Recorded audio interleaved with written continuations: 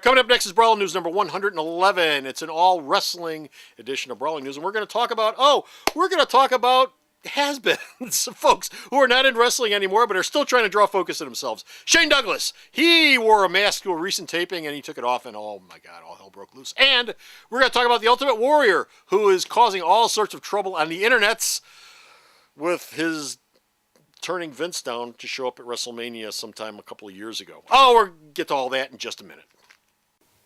Comic Book Man and Bo, try and look past our jackassery. It's time for Brawlin News.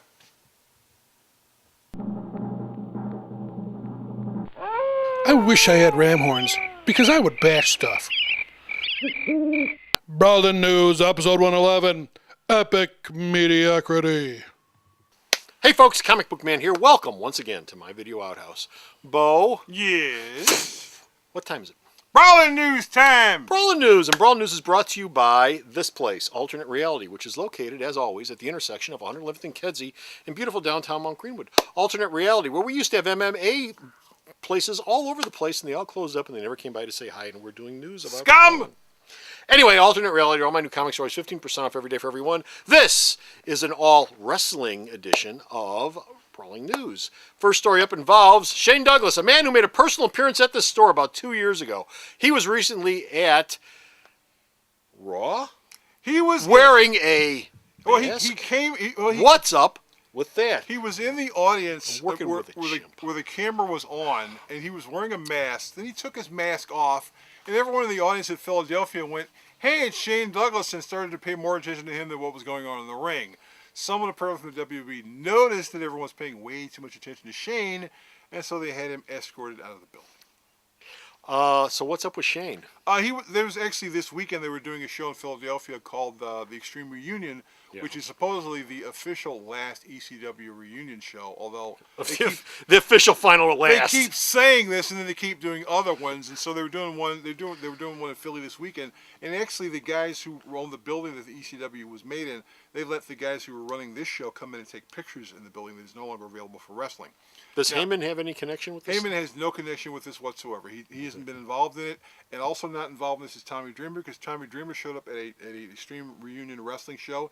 It was supposedly the last one. They said he was his last appearance ever. They announced another one, and Dreamer went, "Well, I'll be somewhere else this weekend." So he's a man of his word. So why'd Shane Douglas sit there and take off his mask? Where did he wear a mask, and then why'd he take it off? He took off a mask. Drawing he focus took to off to draw focus on himself and to have people notice that he was in the audience because of the show happening this weekend. And they said the people from Extreme Reunion were there. They were trying to get the crowd to chant ECW because they were in Philly.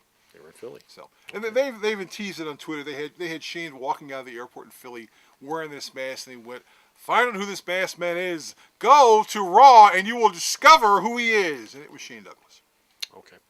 Next story we have up involves the Ultimate Warrior, who has been on his Twitter feed saying, "What about Vince?" He's been saying that Vince McMahon asked him to be in the WWE Hall of Fame, but he turned down the invitation. He said, "No, I don't like Vincent K. McMahon. There's certain amounts of crap that even I won't eat." Now, what Warrior's not mentioning is that this invitation was extended to him when WrestleMania was in Arizona. Yes. That wasn't this year. Yes. That isn't next year. When? That was a year ago. Okay. So it's like you're telling us something we already knew anyway, which goes to show that the Warrior's still a pinhead. Define pinhead. Warrior. Oh, there you go. There you go. That's simple. Okay. Why is he doing that? Oh, he does it to bring just for focus to attention. himself. He's actually coming to town. He's going to be in this town. I think he's coming to town like next weekend or the weekend after that. For some wrestling show. Buying groceries or something? No, well, buying groceries will be part of it, but some wrestling show that's happening somewhere in this general area on the south side. Oh, south side. Oh, okay. I think it said PW Pro Wrestling. Oh, whoever they are. Yeah, whoever those guys are. Who cares? Who cares? We don't talk about them because they don't talk about us. So.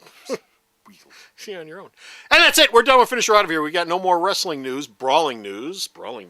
But you can go to the store's website, check out all the brawling news this man sends me. I post up. Bo. Yes? Tell them. Sarah! Tell them!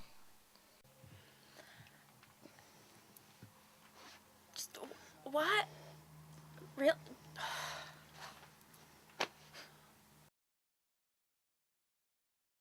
So go to the store's website, check out all of his news. Until next time, this is Comic Book Man. And this is Bo. Saying, bye.